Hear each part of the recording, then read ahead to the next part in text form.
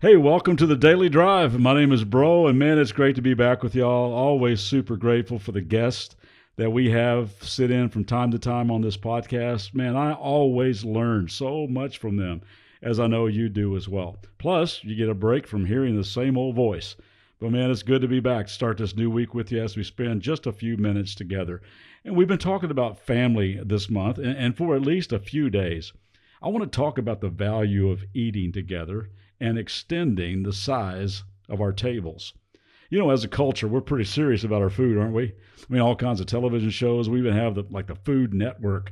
There are countless cookbooks. We got keto, paleo, Whole30, Mediterranean Dash diet plans. We got podcasts about all of them. In our country, we even have eating competitions. Did you know there are actually professional leagues for competitive eating? Now, I'm sure you've seen the competitive, 4th of July hot dog eating contest before on ESPN, where they choke down hot dogs at an alarming rate. But did you know there are actually lots of different food competitions? There is a crawfish eating competition. Now, my name is Breaux, Breaux. It's a Cajun name, so I might be good at that, but we're never going to find out. Or what about the onion eating competition? I'm just tearing up thinking about it. Or maybe you'd be up for the fruitcake eating competition. Not in a million years for me. Fruitcakes are gross. And speaking of gross, there's actually a mayonnaise eating competition. The world record for most mayonnaise consumed in a single setting is 4 32-ounce bowls eaten in 8 minutes. Man, I want to barf just thinking about that. Now, I wouldn't mind entering a street taco eating competition, man, because they're the best.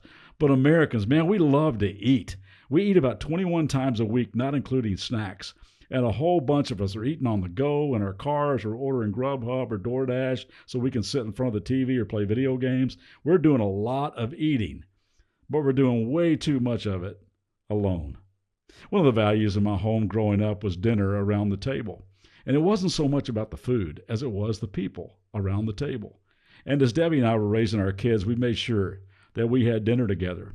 Now, it wasn't always possible, but we would most nights throw something on the grill or whip up some stir fry or something from the crock pot, or we'd order pizza and sit down together. And we have a lot of memories around the table. So many friends and neighbors and small groups and basketball teams and extended family have spent time around our table. And again, I don't remember too many of the actual meals that we consumed, but the laughter, the friendship, the sharing, the significant announcements that were made, the important conversations that happened around that table, man, they're unforgettable. Did you know that studies show that eating with people has enormous benefits? For instance, research shows that when children and teenagers eat regularly with their families, they experience healthier eating on into adulthood. They have a lower risk of developing eating disorders. They have less drug and alcohol use. They have higher self-esteem and less depression. They do better with school, posting higher scores on achievement tests. And again, it's not the food, it's the table, the community, the security, the sense of belonging that is fostered there. There's just something about being around a table. I was thinking how Jesus, being a carpenter, probably made all kinds of stuff: houses, ladders, bookcases, chairs, tables. And even though he never really owned one, he made sure he was around someone's table a lot. Jesus recognized the importance of eating together. In fact, he was very intentional about it. I mean, a lot of Jesus' ministry was centered around meals. He spent time around the table with people like Lazarus and Mary and Martha, and Simon the leper and Simon the Pharisee, Zacchaeus. He performed his first miracle at a wedding feast. He fed 5,000 people on a hillside. The night before his crucifixion, he sat down around a table with his closest friends. And then after his resurrection, he shared breakfast on the beach with them around a campfire. Now, as people who scarf down fast food while we're driving the car with our knees, I'm not sure we're capable of really grasping how central eating was to life back then. But eating was a major deal in Jesus' culture. You see, eating with someone was a statement that you wanted to be with them. Eating with someone was an affirmation of that person's value, their dignity, their worth. In fact, who you ate with indicated who you liked, who you loved and cared about, and who you considered to be part of your social class. And that's why it was so outrageous to the religious leaders that Jesus frequently ate with the lowest and most despised people of his day. They would say, "Come on, if you really were from God, there's no way you would eat with those kind of people." Matthew was one of those people. He was a tax collector, worked for the Roman government, the enemy to the Jews. He wasn't accepted by anyone outside of his despised group. The Romans looked down on him and used him, his own people, the Jews, disdained him as a non-patriotic sellout. I mean, guys like him were looked at as scum of the earth. But one day, Jesus says two life-changing words to Matthew. He looks him in the eye and says, "Follow me." And Matthew accepts the invitation to follow him. And the first thing he does is throw a party. He opens up his home, he opens up his fridge, he invites Jesus and the disciples over to hang around his table. And I think it's cool that Matthew himself actually writes this about this account of the life of Jesus. And I just bet as he was writing this down in Matthew chapter 9, he got a little choked up. This is what he wrote.